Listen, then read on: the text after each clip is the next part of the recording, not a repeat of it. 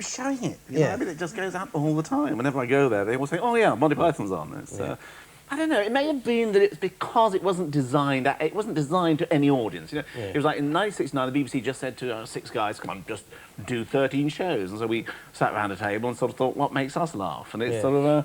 So in a way, it's just sort of like it's just what made 6 guys laugh. It's not designed for it. The odd thing looking about some of the classic ones, which now if you do on a stage... It's dull talking about comedy, isn't it? Sometimes. But, all right, let's talk about... It depends who it is. But, well, let's talk about your future projects, because I know that it's not out yet. It's not even probably worth mentioning for the audience, but you're doing a series on the Crusades. Yeah, that's right. Yeah, I've just done a series of 4 one-hour films about the Crusades, which is quite serious. Nothing like Monty Python at all. Well, it's a little bit like Monty Python. Well, you always had that sort of... Actually, what I discovered was a lot of history is actually plagiarised from Monty Python. Yes. I mean, for example, in the Monty Python the Holy Grail, we did this scene in which we attacked this castle. King Arthur and his knights attacked this castle with their bare hands and their swords, and just hacking away at the castle. You know, pretty stupid thing to do. Now, it turns out that in the first Crusade, they actually did this for real. I mean, some holy hermit said, "We haven't got any siege equipment, we haven't got any ladders or anything, but if we just attack the walls of Jerusalem, they'll come tumbling down." And of course, they didn't. They blamed Monty Python. It didn't happen in the film. In between Monty Python and the Crusades, which it's not been transmitted yet, you've been a film director, and you did Eric the Viking. Again, you're in that Dark Ages, Middle Ages period. Yeah, well, I quite like looking back at the Middle Ages. I like fantasy and I like history because it's kind of easier to see what's going on when it's in another world. And when you look back 600 years ago, you can get more feel about what's going on. I mean, like, I don't know really what's going on. You can ask Melvin Bragg. He knows... Oh, I shouldn't say that. Yeah. Come on. Oh, dear. That's kind of surprise. That's spoiled the surprise now, hasn't it? Hey. You know, if Melvin Bragg were around, Melvin Bragg were here... You haven't bumped into him back there, have you, buddy? Yeah. Hey, that's a good idea. Why don't we get Melvin Bragg on? Let's have Melvin Bragg. Cancel George Michael. We'll have Melvin Bragg on. Yeah, let's do that. Good idea. Yeah, great. There we go. Yeah, let's do that. Melvin Bragg, yeah. He knows what's going on. Yeah, he does. Yeah. He can tell you. Yeah, for me, I need to be looking at the past or looking at fantasy. And you've done Chaucer as well? You're a bit of an expert on that? Well, that's kind of explaining some 600-year-old jokes that Chaucer told. No, that's Monty Python, isn't it? No, but it's sort of, it's obviously literature, but I'm just filling the gap there where there should have been laughter.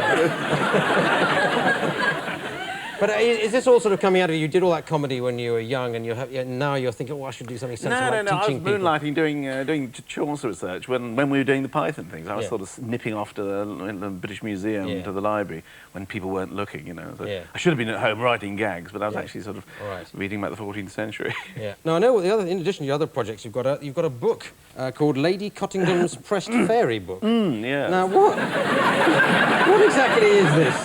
Well, this is an amazing find, actually. It was discovered in an attic of an old house. And it turns out that this Lady Cottington, when she was a child, she, instead of pressing flowers, she actually pressed fairies. They're quite interesting fairies, though, aren't they? I mean, they're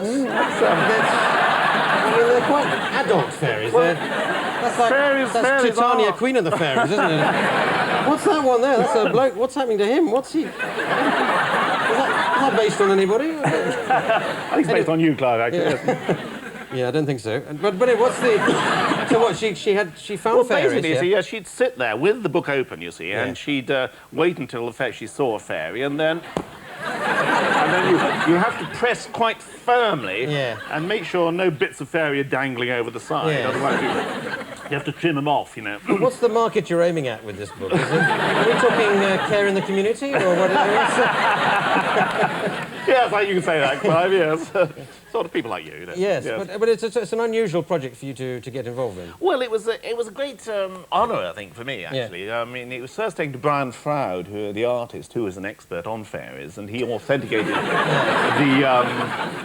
What we all think we are. He authenticated the fairies in the book, and he brought it for me to supervise the publication of it. And that's been a great honour. I mean, I know some of us may have had doubts about fairies at times in our lives, but here is incontrovertible proof that they, do exist. Now, in Python, although you occasionally had Carol Cleveland popping up doing different parts, the women's parts were played by you or Graham Chapman, John Cleese. Did you enjoy that, or do you think that was an odd thing to do? Well, no, it's sort of, I mean, nobody else would do it in the end. I mean, I always got landed with the parts in the end because eventually Eric got fed up with being a woman. And yes. I mean, he wasn't a woman. He got fed up with playing with her. And John made such an extraordinary woman. It was kind of limited what he could play. And the naked parts, you often were the one who actually took your clothes off sitting at the organ and playing the organ. Yes. Yeah.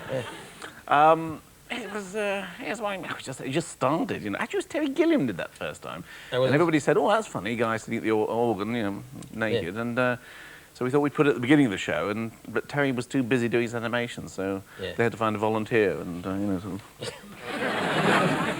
And you were first I in the was queue. the mug. Yes, I was the first in the queue, yes. Oh, well, it was nice to see you with your clothes on. Ladies and gentlemen, Terry Jones. Okay.